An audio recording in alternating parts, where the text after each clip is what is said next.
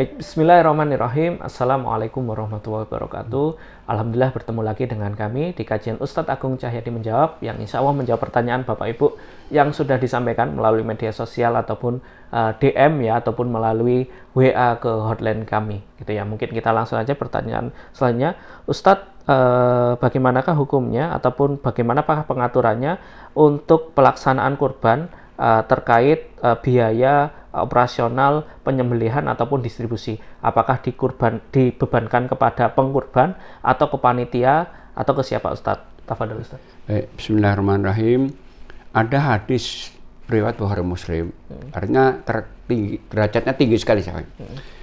Ali radhiyallahu mengatakan begini, Amaroni Rasulullah SAW an aku malabutni wa an uqassima luhumaha juludaha jilalaha walau u'til jahira minna syai'an wa innama nu'ti min indina.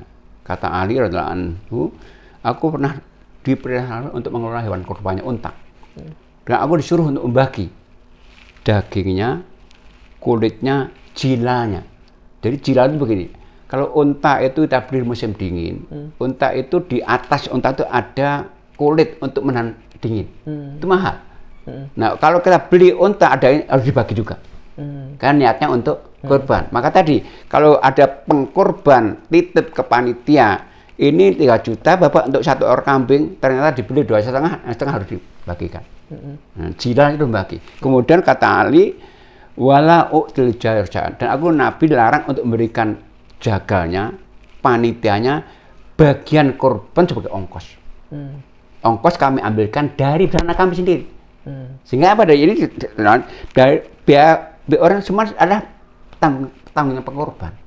Karena urusan pengkorban, panitia itu wakil, disuruh pengkorban, maka panitia samping punya hak untuk dapat honor, dapat juga bagian dari korban. Tapi honornya nggak boleh diambilkan dari hewan korban, dari pengkorban itu. Sama, jangan sampai nanti panitia itu dia sibuk cari biaya orangnya, bahkan kadang diambil dari infak masjid, haram hukumnya. Haram ya. Karena orang infak masjid untuk masjid. Iya, betul. Ini korban bukan pengkorban ini, bukan pengkorban. Iya, korban, maka diambilkan. Nah, panitia sekali lagi itu sama dengan orang biasa, dia dapat bagian hak dari hewan korban. Tapi tidak boleh mendapatkan kelebihan karena kepanitiaannya. Contohnya begini. Ada panitia itu dapat hewan daging sama dengan yang lainnya, tapi kadang ada juga dapat makan siang dari korban. Makanya kan biaya operasional nggak boleh diambilkan dari korban. Kalau mau begini, jadi ketika korban menyetorkan dana untuk panitia, tanya, Bapak nanti ngambil nggak bagiannya? Kalau nggak ngambil, gimana kalau kami ambil untuk makan siang panitia? Jadi panitia dapat makan siang, diambilkan dari hak orang lain. Sehingga sah, tapi jangan diambilkan dari hewan korban yang belum dibagi. Iya, berarti ini ya Ustadz, operasional, kewajiban operasional, penyembelihan, tanggung jawab pengkurban ya. Jadi andaikan mungkin teman-teman panitia kurban ataupun takmir masjid ini harus jelas akadnya dengan pengkurban ya. Biaya yang dibebankan itu apakah sudah termasuk biaya operasional penyembelihan dan distribusian atau tidak gitu ya. Nah, kalau bisa ya jelas dengan pengkurban, harga ini, ketika harga ini ditawarkan, apakah hanya hewan ataukah sudah termasuk biaya operasional penyembelihan dan pendistribusian. Ya, mudah-mudahan menjadi ilmu buat kita semua ya, bahwa ketika kita mengelola atau menjadi panitia kurban, tidak mengambil dana dari pos lain gitu ya untuk melaksanakan kurban si pengkurban ini, dan tidak mengambil dari korban sendiri. Dia jual kulitnya untuk berasal nggak boleh. Itu nggak boleh ya, karena apa ya, di sisi lain juga orang kurban ini kan kaya, tentunya duitnya cukup ya, Ustaz, ya. Harusnya yang membiayai ya. Dan begini, mestinya kurban itu dikelola sendiri. Jadi Nabi nggak pernah bikin panitia kok. Oh iya. Dia kelola sendiri. Nabi dan anaknya, temannya Ali, nggak pernah minta orang lain.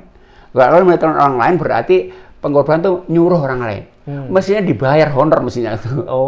Iya betul. Jangan sampai suruh nyari biar lagi nggak boleh. Ya makanya ya betul.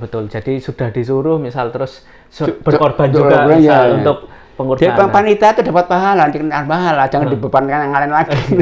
Nah, artinya juga dari panitia bijak ya dalam menyampaikan informasi ke pengkurban terkait akadnya, harga hewan, ataukah juga plus operasional penyembelihan dan pendistribusian itu juga pendistribusian juga sudah diklirkan dengan pengkurban itu saat itu ya, atau saat memberikan informasi. Dan salah satu tugas panitia misalnya memberikan penyuluhan kepada korban.